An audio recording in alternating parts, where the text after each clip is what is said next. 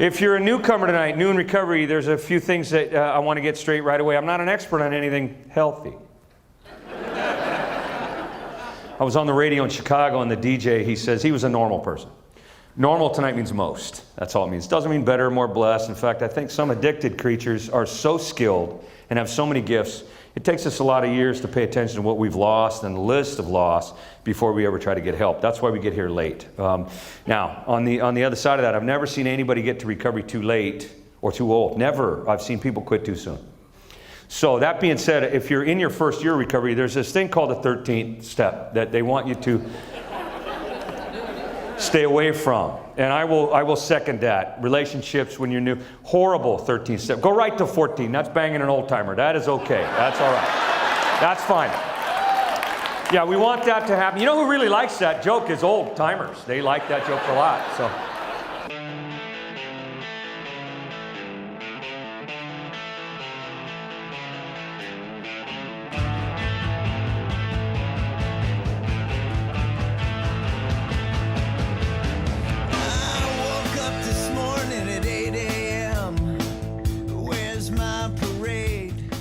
Hey everybody, Mark Lundholm from the Mark Lundholm Show. Special episode today. Every once in a while when I'm doing this show, I get to work with or interview somebody I really like.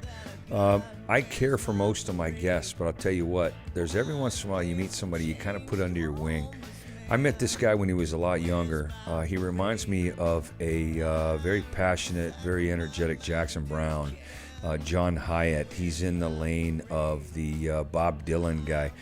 The words pour right out of this guy's face. The name of the episode is called Behind My Guitar, and my guest today is Matt Butler. Now, I've heard it said that music is the universal language, or love is the universal language. Well, love of music is this guy's language. I'll tell you what, I watch him pour himself out on stage. There are writers and studio musicians and guys who can read music, and they're conductors or performers. This guy lives his music. I find that extremely attractive in that I'm a passionate guy when it comes to humor. Well, humor is a universal language. It's pretty hard to figure out what somebody's thinking sometimes with other emotions. Grateful or fearful or sad or empathetic or angry. A lot of us mask that. It's pretty hard to mask this. You can't stop laughing. People know, okay, I know how you're feeling because of the face you made, right? Matt Butler is a translator. Mark Lundholm is a translator. We translate truth, life, dysfunction, whatever's going on into a song and, or in my case, like a humor sandwich. Let's just put it together a little bit at a time. I used to write lyrics for a band I was in. I was a young kid, 19, 20 years old. For a couple of years, I performed in a band called Mirage, Miraaj. We were very creative and unique and all those things you think you are. As a garage band, which means you don't really play anywhere but somebody's house, and it's a lot of rehearsal. But it was a lot of information and a lot of education. Music was really important to me. I grew up with bands like the Cars or the Babies, and early on, the first Christmas present I ever got at 4 years old was a Beatles album. I asked for that at 4, and that's what I got. They were important to me. Music was important to me. I fell in love with Linda Ronstadt when I was a kid. If you got to Google some of these names, I understand. You know, not everybody's as old as I am.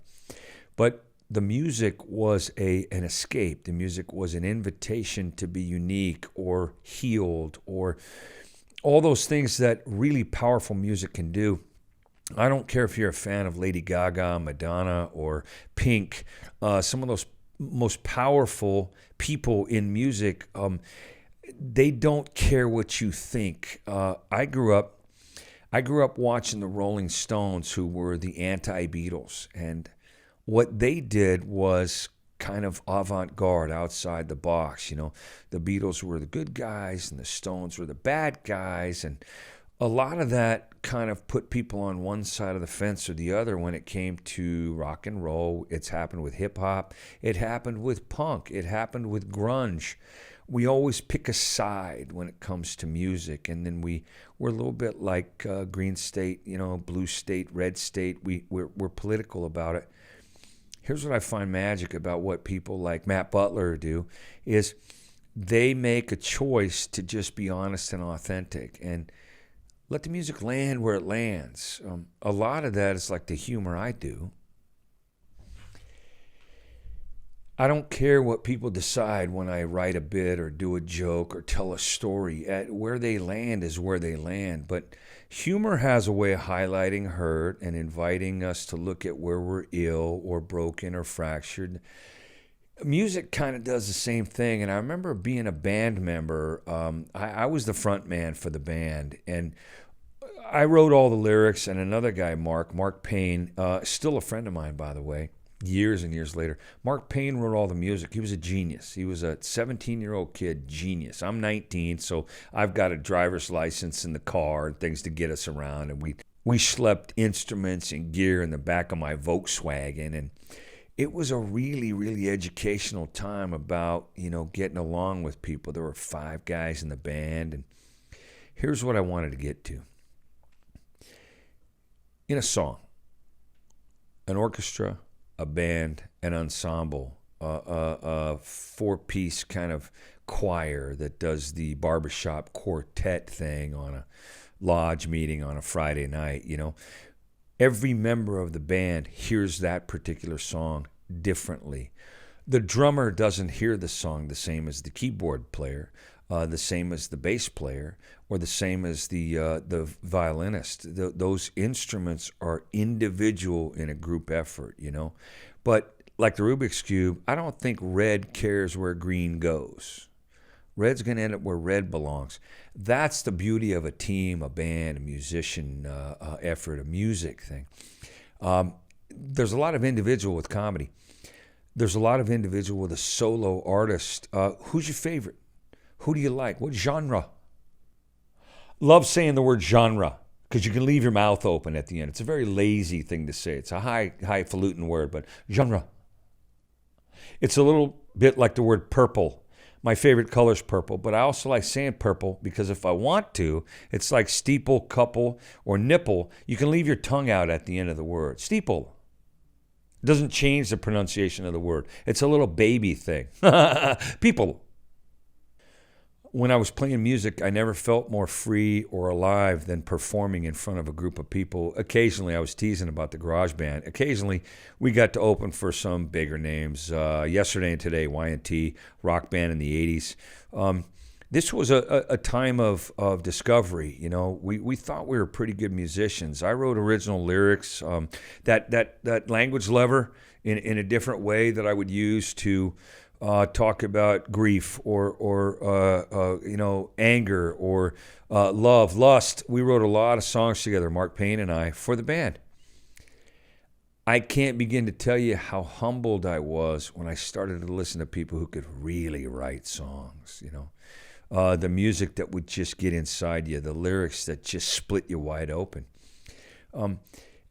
Music is phenomenal in movies. There's a thing we pass on to our kids too, I think, an appreciation of really great music. And even if they don't agree or understand or weren't alive for the band when the band was still alive, there's an appreciation of the layers that are allowed to be in us for music and truth and humor and intelligence and all those human things where we build ourselves up. When Grayson was a little boy, probably 7 or 8 years old, we were watching a movie, and it was an old Rambo film, and there was an orchestral arrangement playing behind the scenes, a music bed, they call it, where the music behind the scenes was supposed to enhance the scene. I mean, that's what music's for. Watch Pulp Fiction and watch how the music links up to the scene and the exact tone or emotion or mood in that scene.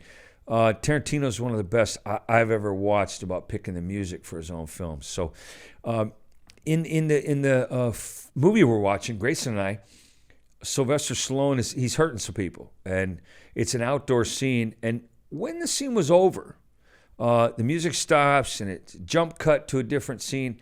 Grayson says to me, 8 years old, he goes, "Dad, that music wasn't right for that part of the movie." I looked at him and I go, "Say that again?" He goes, "Dad, that music wasn't right for that part of the movie." And I was flabbergasted. I'm sitting on the couch. I rewound it. I rolled it back and I watched it. He was right. It wasn't right for that scene. The music was too slow for the action in the scene. It actually slowed it down, and I didn't even know what I was seeing until I watched it the second time. He was right on it, and I thought, this guy could be a little Scorsese, a little director, right? But he got that lens from his mom and his dad. Grayson's mother is very musically inclined. She's got a beautiful voice. I sang for a while. My dad was a tenor in the choir. There's a way that we pass on to our kids. Maybe accidentally, we don't know how much we're giving them. Gifts, right? Grayson has a phenomenal voice. There's a way we can express ourselves musically or have someone else do it that is parallel to what we're feeling and play that song over and over and over and over. You ever notice why that is with music and not comedy? You ever have that thought? I'll answer it for you. You can listen to a song 50 times in a row. I grew up with 8 tracks and cassettes and all these ways we'd record music where it would be archaic. It'd be like riding a pterodactyl to school right now for some kids. But you could listen to a song 50 times in a row and always get the same, "Oh man, I love that, my favorite song." Replay, replay, replay, replay. You can't do that with comedy because the one element of comedy that's different than music is surprise, right? The surprise is gone. There's something lost in the generation of the joke the fourth time you hear it. It's like taking a master copy of something and doing prints or copies in an old copy machine. The 5th copy you make of a copy is just a redo of the original, and now it's not the same. It doesn't have the same strength, power, or look. That's comedy too, but music has a way of every single time I hear that song, I feel that way. And there's so many examples of that I couldn't even start. I've had the pleasure of working with Eric Clapton on more than one occasion. The first time I was really nervous, and pretty good musician, Mr. Clapton, pretty good. And he's also a big advocate for recovery. He's got a place in Antigua called Crossroads. It's a treatment center. It's very Spartan when you go there and look at it, but they do phenomenal work. And he is super passionate about helping the next generation of people who want to get away from drugs and more into success and health and spirituality. And he's a really good example. Been sober a long time, that guy. But I asked him one time when I met him, I was really nervous. And my son, Grayson was probably 2 or 3. Grayson was playing with a keyboard, and he actually liked it, and he had some rhythm, and he could manipulate that keyboard a little bit at 3 years old. So I remember asking Mr. Clapton, I said, "Hey, my kid's interested in the keyboard." I said, "Should I teach him guitar? Should we get him guitar lessons?" He goes, No, mate. Keyboards." And I said, "Why?" He goes, "If he learns a piano, he could play anything. If he picks up the guitar, that's all he might ever play." And I went, "Oh my gosh." Well, he would know. I mean, Eric would know about guitar and piano and music, but it occurred to me that in the piano he would use right and left balance, right feet. You know, he would learn how to go in any directions, an independent movement of fingers on each hand. You kind of do that with a guitar, but you really do that with a piano. So I remember thinking, we'll teach him to play piano. Grayson loves music, very eclectic tastes. Michael Bublé, Ozzy Osbourne, Jackson Brown, Kiss. He loves Taylor Swift. He learns from a lot of different kinds of sources of music, and there's an education there for him, an appreciation there. I've got one playlist that's just surf music from the 60s. He'll listen to that too. one of the joys I find in doing comedy and performing is that I write what I say. I perform what I write. There's an individual kind of quality there where I don't have to pack up a lot of stuff. Like being in a band, there's a load in, there's a load out. Maybe there's roadies, maybe you can't afford them, and you run your own gear. But as a comic, the show is here.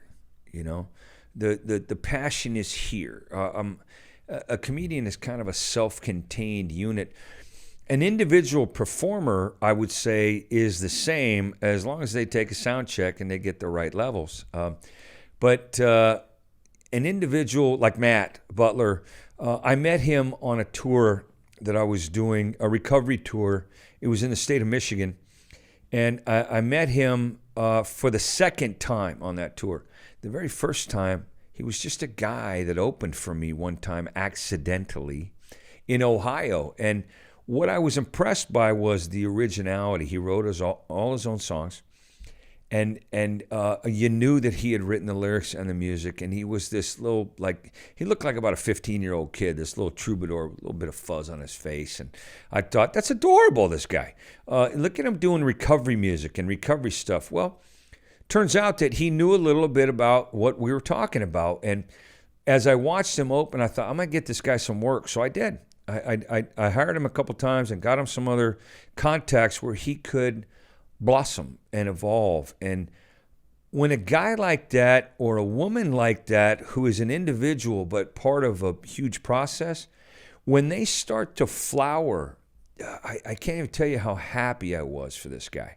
And since then, I've worked with him probably 4 or 5 times. The second time I met him was on this tour in Michigan. And when I found out he was on the tour, I was really happy because I thought, oh, that's what happened to that guy. Because a lot of times we get so busy in our own lives, we forget about the people who are parallel to us in an industry where, how many people do you know play guitar? How many people do you know that are funny? It's not that unique a path. However, to be really great at something, you have to have 3 things. You have to have a passion, a purpose, and a path. Passion, purpose, path. You have to have all 3. Otherwise, you're a garage band. Otherwise, you're a solo artist that gets to play just for you at night at 11:30 before you fall asleep, and you never get out of your pajamas. I can't tell you how many times I performed just for me when I was funny as a kid. I would practice in front of the mirror. I would say it to myself out loud so I could hear what the joke was. I would be at the bus stop waiting for that bus as a kid and just repeat the joke or the story over and over to see where it was funny and where the layers were. But whatever your passion is, if you attach a purpose to it, you end up with a path to go from here to hero or from now to wow or become a professional. I think when a passion becomes a profession, it's just about the most fortunate place I can exist. I just want to earn the right to stay in that lane, I want to do good work, and I know this guy does too. Matt Butler's a friend of mine, and we're going to hear from him next. Welcome, everybody, back to the Mark Lundholm Show. I have the privilege today of discussing with and getting together again with a dear friend of mine. We've done road stuff together. I admire his work. Early on in his career, I got to witness the exponential kind of boom, boom, boom, boom, boom, boom, boom, up to where we're at today with my friend, Mr. Matt Butler. How are you, brother? Very well. Thank you, Mark. It's good to see you. Thank you, man. Where do we find you today? Where are we looking at you? Today, I am socially distanced like everybody. I'm just I'm in my apartment in in New York City, quarantined. I'm on 23rd Street, Manhattan. Okay, and you are in the belly of the beast, really, right now, right? New York City. That's what they tell me. How has it affected work right now for you? We haven't gone into your background yet, but just between you and I personally, how did it affect your work? Big? Yeah, I mean, there's no live music, so shows got canceled. Tours, road dates got canceled. Fortunately for me, I'm doing a term in school right now, so I didn't have a huge amount of stuff on the road. I've been a bit of a weekend warrior for a minute, but It's crushed a lot of people, though. I can tell you that. Yeah, and you're looking at one of them. To some degree, everybody's had to take a huge, big sock in the mouth over this. And, Yeah. the first dollar that shrinks is entertainment and extras, and that's you and me. And the second dollar that shrinks is donations, which a lot of work you and I have done is fundraiser, friend raiser for whom and whatever. So give us a little thumbnail sketch background of Matt Butler from here to career. Where did you start? I grew up here in New York City. I haven't traveled too far, and I have been playing music since I was a teenager.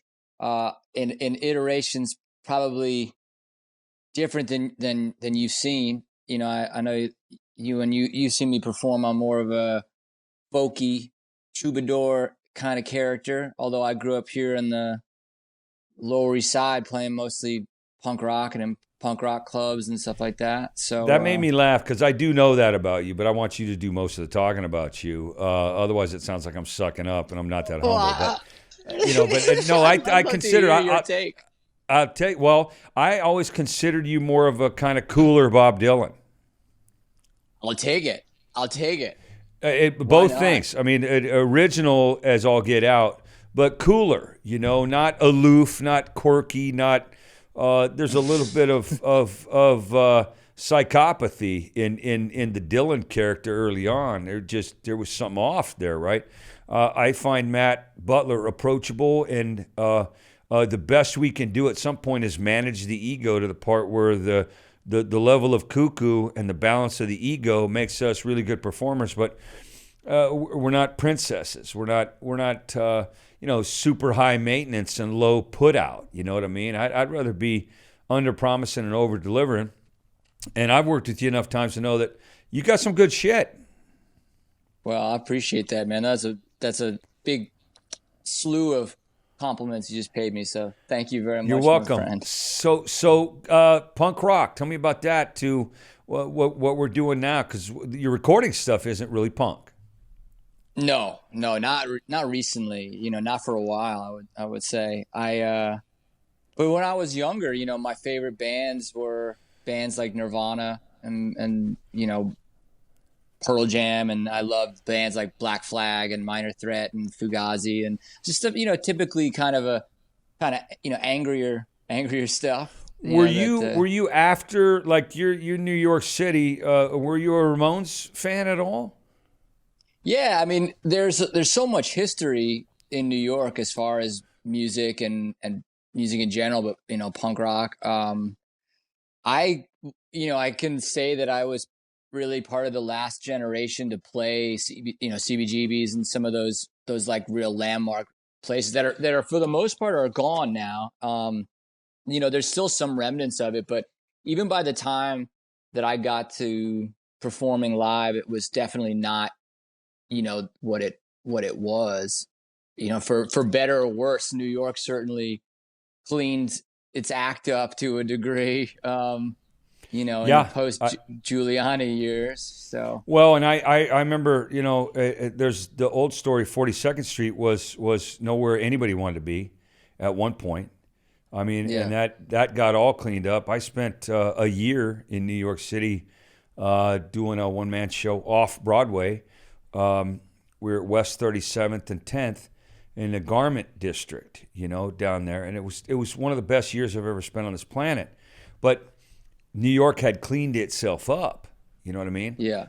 You could still find, like, it was really funny because on 10th and 11th Ave, right? 10th was pizza, porn shops, and camera stores. You know what I mean?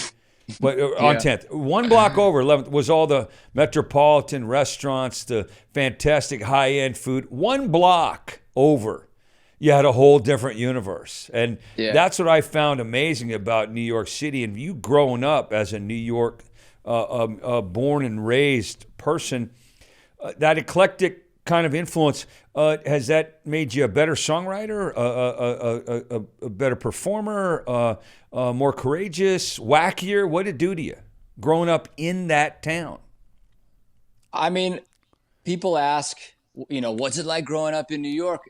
as if I had another precedent to sort of lay it up against, like, what is it like to grow up to Nebraska in Lincoln, Nebraska. I think that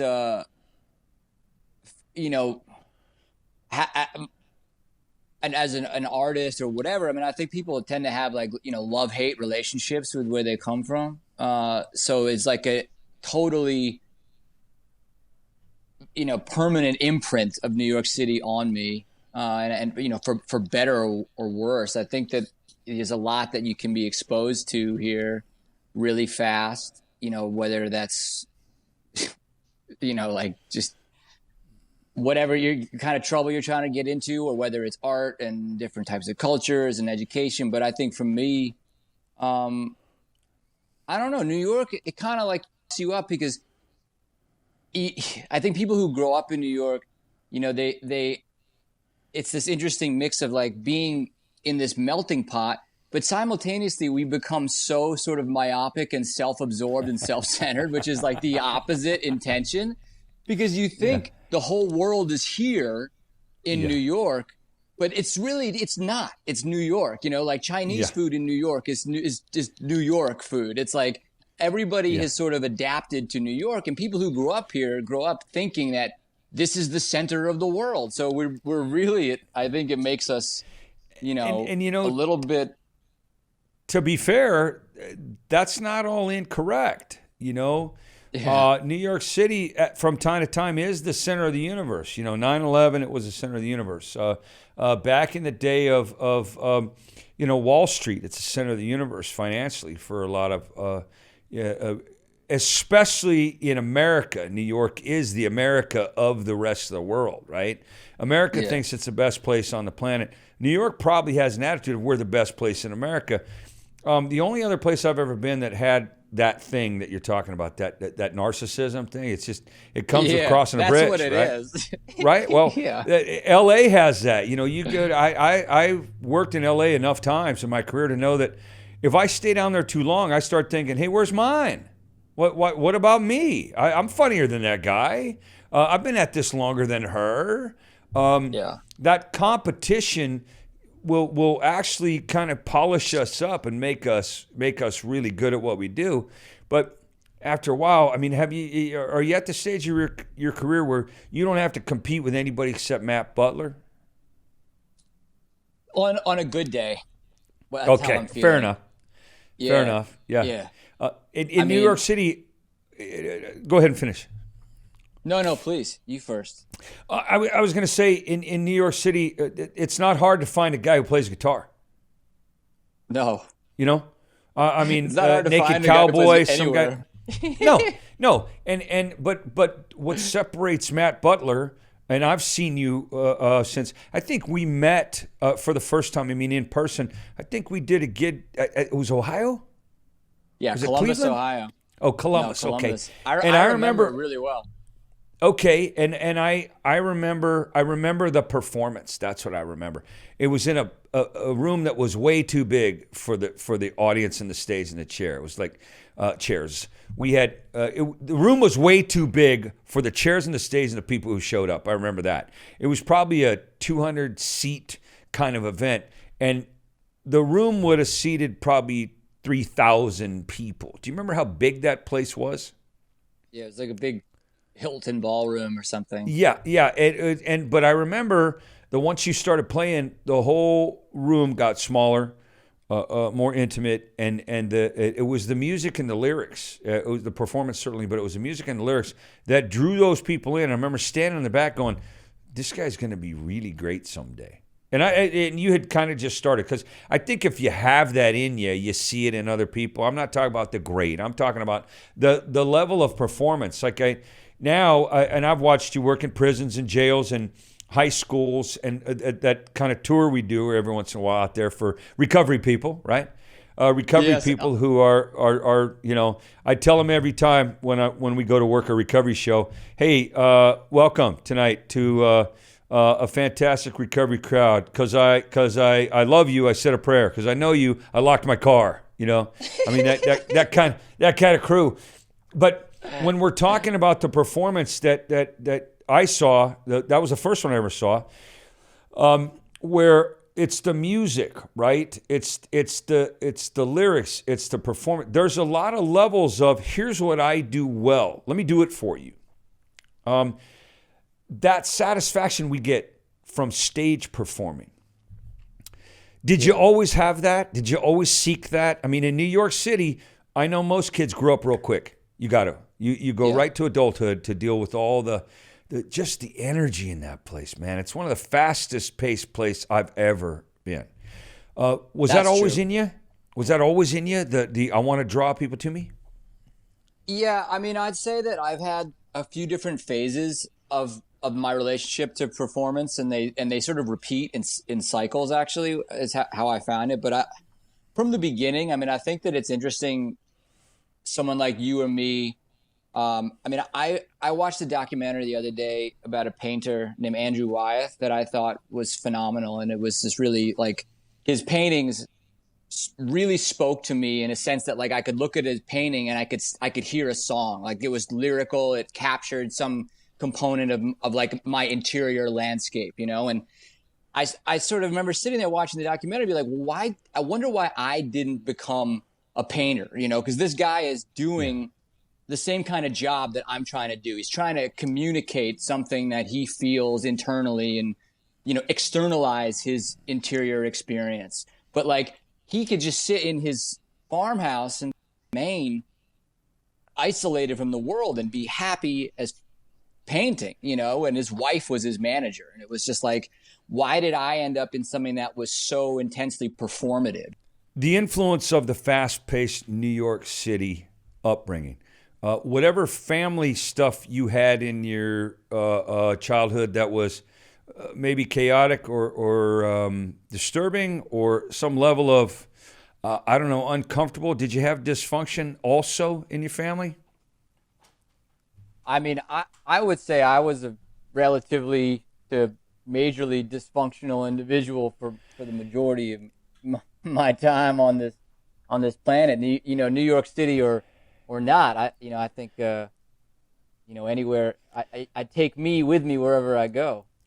Okay, and we were talking about the narcissism that is some of us. I'll own mine for sure, but the narcissism that you were talking about being the I need to be looked at. I need to grab attention. I need to be the center of someone else's universe, including an audience. Right? That's a performance gift if you want to grab a crowd.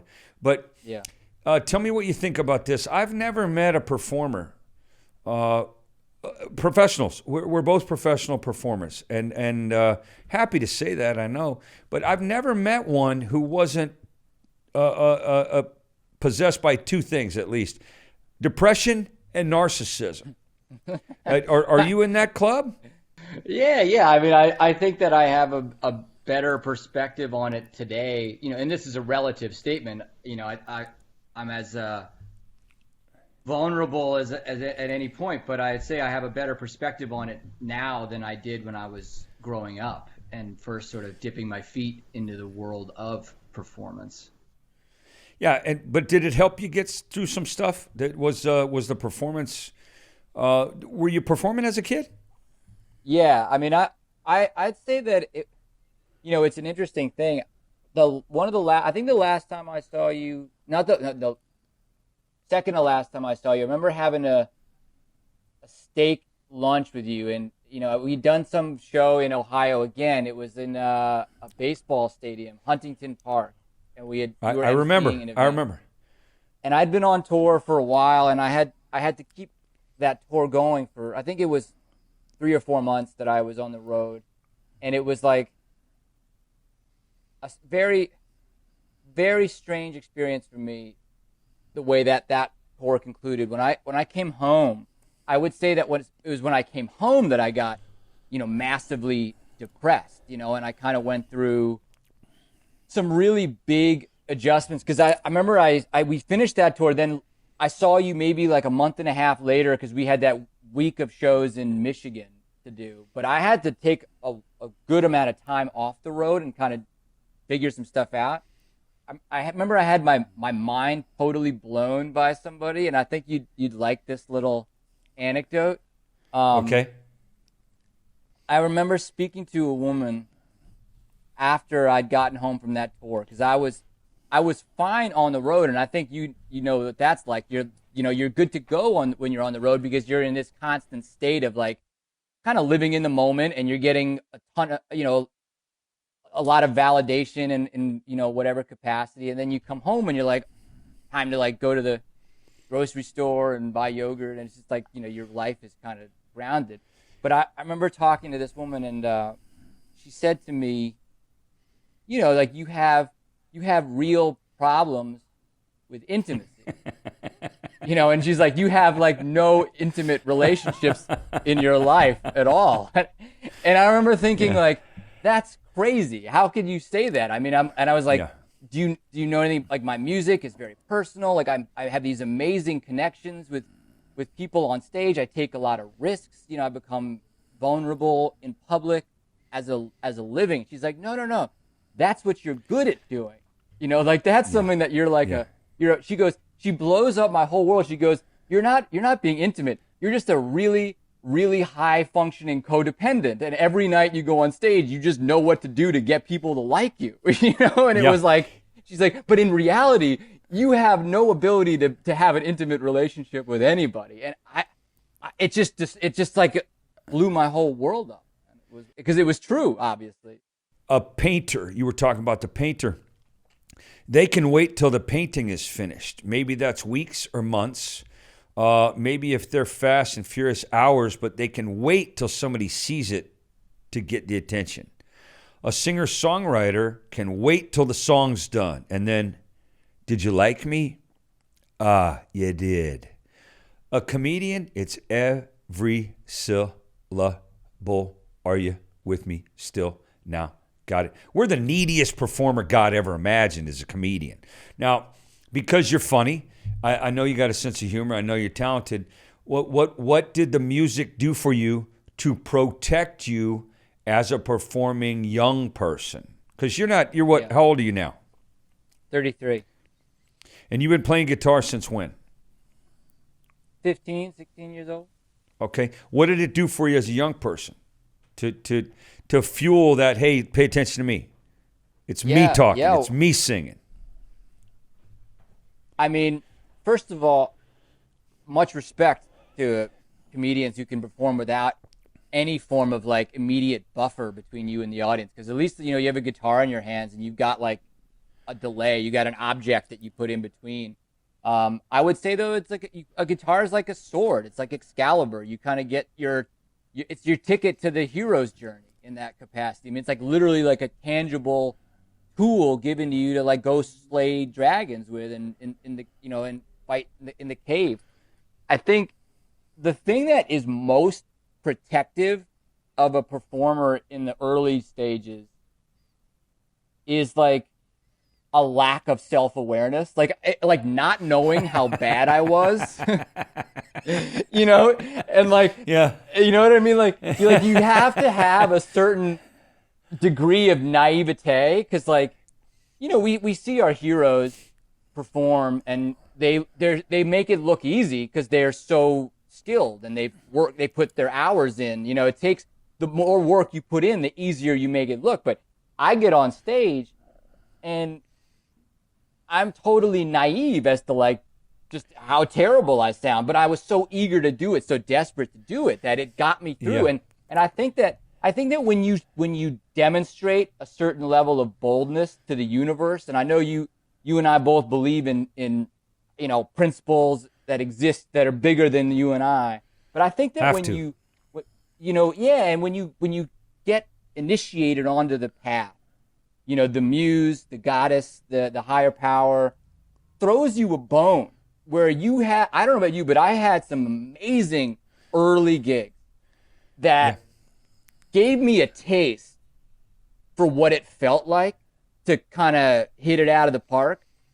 Yeah. Not knowing that it was going to then be 4 years of just sucking, like completely unrewarding drudgery of a certain kind. And and then the brutal internal mind games, the comparison games, I'm better than him, why is he, all that stuff. just years of that. And I think tours are like that, where you have a great gig and it gets you through the next 4 that are potentially terrible. And but there's a lot of like, there's also, for me, there's these stages of like total naivete, lack of self-awareness, just pure desperation and enthusiasm. And like I said, the universe throws you a bone and you get some applause. And then I go through this stage of total self-consciousness where I'm aware of every mistake that I think I'm making, and you kind of have to get back to the child mind, if that makes sense. Yeah, sure. And then if you're teachable and you're in, some people would call it step 1, I'm powerless and I don't know, and can you help me?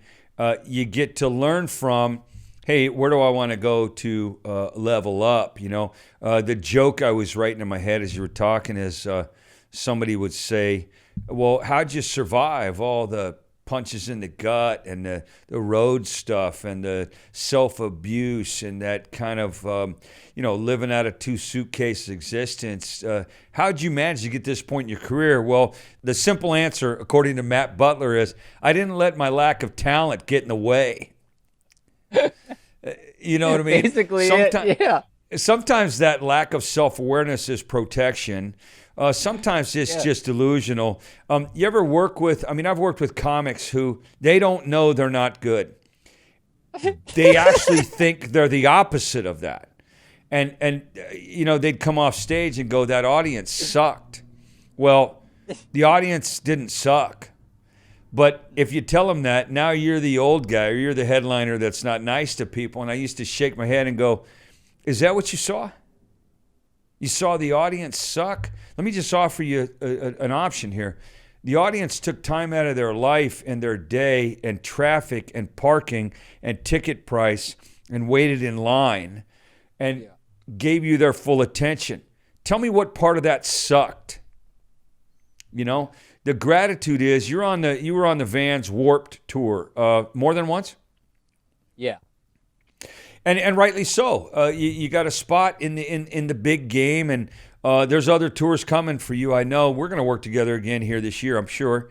But when you have that lack of self-awareness, and then every defect and crack in the armor and all that, isn't that at least bipolar in that discovery? Like, oh, I don't know how bad I am, and then I'm awful all the time, and that's all I can think about. So for Matt Butler, where did you find the balance of, I'm pretty darn good and I want to get better?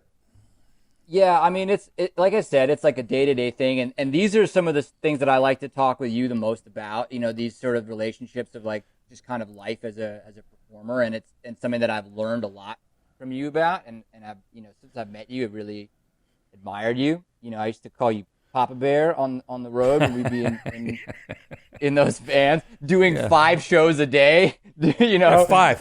That's not exaggeration. 5, sometimes 6 shows a day in this particular Michigan tour. Yeah. Nobody survives that without pulling their pants down and going, hey, here's mine, show me yours. Let's just remember we're human beings.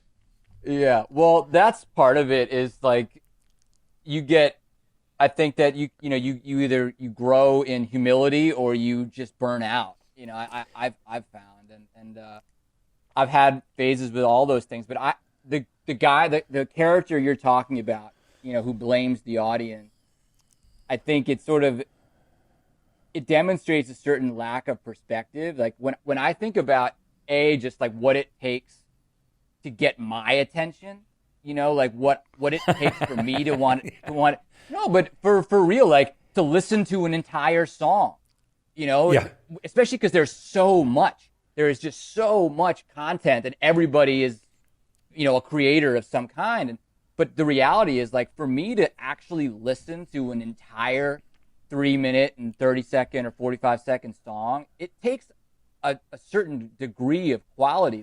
The bar is high because I just don't have the attention span or the time. Don't you know in the first, 10 notes, you're a professional songwriter, professional lyricist. You are a poet, dramatic presenter. I don't know that if that sounds like blowing smoke, okay, but literally that's what you do. Your passion has become a profession. That's rare air for a performer. So when you hear someone else do it, don't you know in the first 10, 12, tell me how many notes, yeah, or Well, that's an interesting question, because I also know myself, and I know how judgmental and hypercritical of myself I am. And so I know I can turn those beasts on other people in a way that's unfair, and I write it off. I mean, I'll do that to someone before I even hear them open their mouth. I'll take a look at the shoes he's wearing, and I'll make some ridiculous judgment about, I'll have his whole life story in my head, So I believe, you're the proponent of the first thought wrong philosophy, and so I have to be humble, and I have to keep a sort of what I would call a radical open-mindedness to certain things, especially, in a live setting, or if I'm put in a place and I'm like, for some reason, me and this dude or this girl have been put in the same, we're on the same bill, or we're on the same whatever. And you never know. And I've also had the experience of like not getting it yet. Some of my favorite albums, some of the music that I hold dearest, I didn't get it for many years because I didn't have a cultivated ear or a cultivated, sensibility to really appreciate it. That being said, that it's not always like I was too young to get Bob Dylan. Sometimes somebody is just, highly, usually the thing that turns me off the most, in the first 10 seconds of something is when someone is, in my estimation, obviously like not genuine, and they're really, when there's something that's like very, very there's an affectation that's very visible. Almost every single episode. And listen, I really want to compliment you on, even before I told you what this episode is called, I have a title for each one. And the guest I chose for the title is because I'm very aware of what they do. Teacher, plumber, musician, professional athlete, whatever it is they do, because of the passion they had. You already gave the perfect setup for it. The title of this episode is Behind My Guitar. Indeed, I like it. You talked about that thing, or that object between you and a very personal part of your anatomy. Really, symbolically, that's not a thing that leads to intimacy. Yeah, I've blocked the center of me with this thing that I'm going to let speak for me, about you. And maybe if we get to it, I'll let you know the layers underneath. Behind my guitar, there's a man who is insecure or depressed or narcissistic or passionate or unsure or judgmental, or that thing we do when we make the story in our mind, the movie we're making in our head about that guy with the shoes. We might not be wrong, but part of that is a creative process. I'll tell a guy in prison, hey, are you a good liar? Hell yeah. Well, you want to sit in prison with your creative gift, or you want to write scripts in Hollywood and get a check? You got to make up your mind, dog, because it's the same stuff. So if I could ask you, I want to ask you two personal questions. One is, absolutely, how's your intimacy level now in love life or romance? Are you seeing anybody, and is it working? Well, currently in quarantine, I'd say that my any romance that might have been going on has been curtailed. I like having this conversation. If I were a younger guy, I'd be handling this very differently than I am now. I would say that. Isn't that called maturation? Yeah, I hope so. Yeah. I've seen you mature quite a bit, even in the last few years that I've known you. Yeah, well, I remember when there was a little bit of Matt. Honest to God, you were very taken when somebody was paying attention to you after a show. I'll drive a long way to sit there and talk to her at 6 a.m. I go back and what I'm talking about. I know what I'm talking, but it didn't happen. It didn't happen that night. I remember, and you wanted to. Yeah, well, no, but I learned that lesson. Oh my God, many a time. Yeah. Many a And time. we relearn it because listen, we're important people, but I'm important to Mark, and without that backslapping thing I do to myself, I'm important to Mark. That way, I'm available to my son, who's 13, and my ex-wife, who's a goddess, and my friend Matt Butler, who maybe wants to chat about manhood, brotherhood, fatherhood stuff. And then put whatever he can into all his artistic direction that says, I'm going to use this to create something. How much of your music comes from that pain in your gut or that hope in your heart? All of it comes from, I think you'll relate to this. I wouldn't do what I do if I didn't feel I had to or I had no other choice. I do think that also sort of answers that question of like, how do you survive or how do you turn a passion into a profession? It's out of necessity. Like I've done other things. I always come back to playing music and I have to. And for me, the process of translating something into, an aesthetic expression, if that's what you might call it, like I think about songs as like understanding something, the way you can understand something with your head versus understanding something with your heart or understanding it experientially. It's almost like a song is like a secondary thing to some kind of personal revelation that's occurred, and then like a snake, you like shed a skin, and the skin is the song, and then what's changed is actually me, and I'm sort of in this process of evolution, but I would say and you know what, I can tell you this, to echo what you're saying, the snake doesn't shed its skin because it's getting smaller.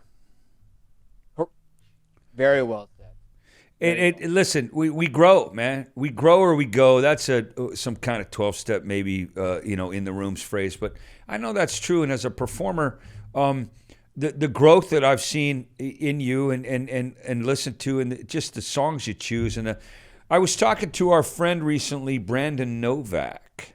Yeah. The first thought wrong here. I'm shocked that he's not dead or in a penitentiary, right? Because Brandon's level of cuckoo is off the charts, right? And we love that guy. I know we do. We've traveled with him, worked with him days and days and shows and shows and shows. But when we were touring, you, me, him, whoever else was on that tour that year, Brandon and I would look at each other every time you played that song about your mom. You played that song about Mama. Good Friday. Mama let me in to take a shower. Mama let me in to. It just, he and I would look at each other and just start crying. Both of us just look at each other and start crying. And because it was so gut punch level, Mama's Boy. The episode I did with him was called Mama's Boy. Oh, awesome. I know he is, right? I know I am. My son is. At some level, we all are. But that song, Good Friday, will rip the chest right out of a normal adult male. A dysfunctional adult male, if he's not sobbing, he ain't listening. So as good as you are at what you do, you said, I always come back to the music. Can I ask you to do that right now for us? Yeah, absolutely. I'll play that song for you.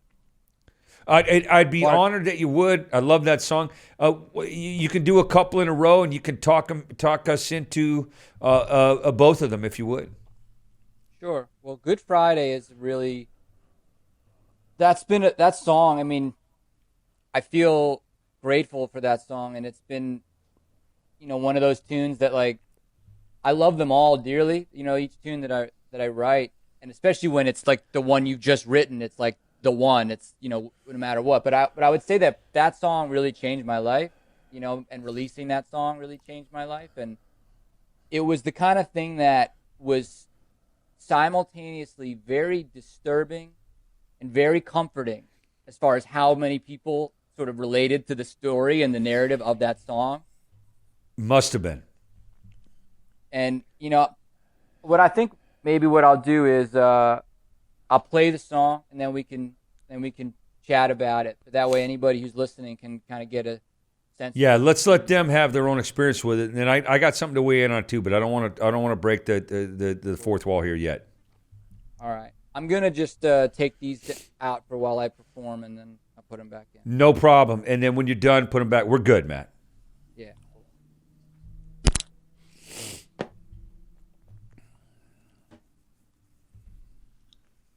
Said our mama died cross, wearing pearls and an albatross, with Jesus and a banjo in her brain. On Easter Sunday they laid her down, so when I'm broke, that's when I'll come around to avail myself of all my mother's pain. Mama let me in to take a shower. Mama let me in to clean my clothes. Mama let me in to wash away the sin. Like Good Friday, Mama, Mama now go. Under a scaffold far below, high as hell, nowhere to go. I watched her sitting with a book between her hands, on some fresh regrets and electronic menthol cigarettes, praying that one day I'd understand. Mama let me in to take a shower. Mama let me in to clean my clothes. Mama let me in to wash away the sin. Like Good Friday, Mama, I'll come and I'll go. Guess that's why you always tell me no. 'Cause you can't help and I can't help myself at all. Your boy is just another junkie on the street. If this is hell and every angel has to fall, I'll be crawling on for one more score, with nails right through my feet. Mama let me in to take a shower. Mama let me in to clean my clothes. Mama let me in to wash away the sin. Like Good Friday, Mama, I'll come and I'll go. And I know that's why you ask, tell me no.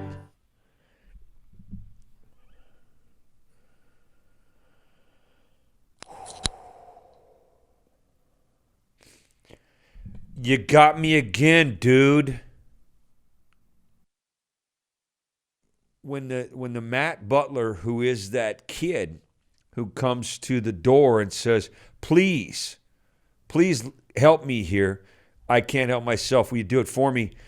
There's a part of us that's the codependent kid that you are, that I am. You profess to that already. That I can't care about somebody more than they care about themselves. That just doesn't work. It's going to cost me. It's not going to help them. It's tough to figure that out as a family member, isn't it? Sure. Yeah. I mean, I think it's one of the hardest things we could ever learn, how to love in a way that is truly like accepting and anchored in reality, Yeah. Versus. And I'll help you. I'll do it with you. I won't do it for you. I'm a firm believer that if you have a gift, you have to give. So for the young or pretending to be young, brand new to the crew performer with any instrument, you're the man behind the guitar. The guitar is a gift, a present to the people. You know how to use that tool. Any advice for the new guy, the new young lady? Anything you want to hand them as a shortcut? There are no shortcuts. Okay. That's internalize that idea that there is no shortcut. Okay. Anything you can help them with, so that maybe, honest to God, Yeah. the book I wrote is called Shortcuts. So I guess I'll have to start over. I guess, yeah, we're all done. Matt says it ain't gonna work. It's just okay. No, Matt said no. And listen, I'm playing with you a little bit, but the nugget that you want to hand somebody, so that maybe they don't have to take 2 punches in the face to find out that, you don't have to get punched in the face. Anything you could hand the new person that wants to get into the performer lane, the passion and behind the instrument, that person that says, I want to be seen and heard, anything for them to further that cause? What I would say is to think about it less of like, how am I going to do something versus why am I doing something? And for me, that's been a big process. It's been boiling down like the essence of what it is that's driving me and motivating me. And, when I think about, it's like people like, how do I get from A to Z? How do I climb this mountain? They're looking at this giant, intimidating, summit, and they're thinking, how do I ever get from here to there? And it's not so much to me how, it's why, because I think that, to use a cliche, that this is about the journey and not the destination. And if your whole attitude is about, you'll be happy one day when you get to this landmark or this milestone, then you won't laugh. I don't think, because it's too grueling of a way to live, because it's just, you miss all the beauty. The shows that you and I played, like 5 shows a day, like those are experiences, and it's grueling, but there was just like, it's such an adventure. It's such a constant adventure. And if you're not present in the moment with it, then why do it all in the first place? And to me, the answer is like, again, it's like, am I doing this just because I want 1 million followers on Instagram and because I want to be famous? Or am I doing this because I'm called to it? And if I'm called to it, then, it's like you switch from one fuel source to another fuel source, and you burn a lot cleaner on one than the other. And you'll just miss it otherwise, and it's just such a profoundly powerful thing. I got 2 questions for you. Sure. And I ask these of every guest. 5 years from now, in a perfect world, where are you and what are you doing? I don't want to do anything else besides, my music. I don't want to work. I don't want to write ad copy again, which is what I did before I was a professional songwriter. I was an ad copywriter, which is a fine job. But so what I would say is, in 5 years from now, I'd like to just be, 5 years further in the build of whatever that, that platform looks like, so that I can continue to pursue the unfolding of whatever the message is that I think I'm supposed to deliver, in a way that, I don't know, that doesn't really make that much sense, but I don't really have goals in the way that I used to, because I've seen them kind of get shredded so many times, and I've seen my life take such dramatically different turns than I would have anticipated, like the kinds of gigs that I've ended up doing and the kinds of messages that the kinds of songs that I've ended up singing. If I had it my way, I'd be like doing coke backstage of Madison Square Garden, or like, I just like wouldn't be part of it is like getting out of my own way and letting what wants to be, what wants to come through me come through. So I would say in 5 years, I'd like to just be a pure channel, and less me, more it. It's time for shameless plug, we call this. Sure. Matt Butler you got a minute or two for a shameless plug. Go ahead. Well, if you'd like to know more about me, my music, or what I get up to when I'm playing, my website is the first place to go to, and that is www.mattbutlersongs.com. And then from there, you can find videos, music, my bio. You can reach out to me. My merch store is there. You can buy very cool, environmentally friendly, Like a River t-shirts, that for each one. It's true. Wow. I found a company in North Carolina that for every t-shirt, they use recycled materials. So they actually divert 8 plastic bottles from landfill for each t-shirt. So when you buy it, actually, I sell much more merch now because when I'm able to sort of feel good about standing behind it. But each one of those shirts takes 8 plastic bottles out of the trash, out of the ocean. So you can get all those things on my website. Good to know. We're going to help as much as we can, and it's about helping each other. MattButlerSongs.com. I love you, brother. Thanks for giving us your time today. I know how valuable it is. I mean it, And let's catch up soon. Absolutely. It was an honor and a pleasure. Thank you, Mark. Great to see you. Privilege, man. Love you, brother. Love you too. Okay.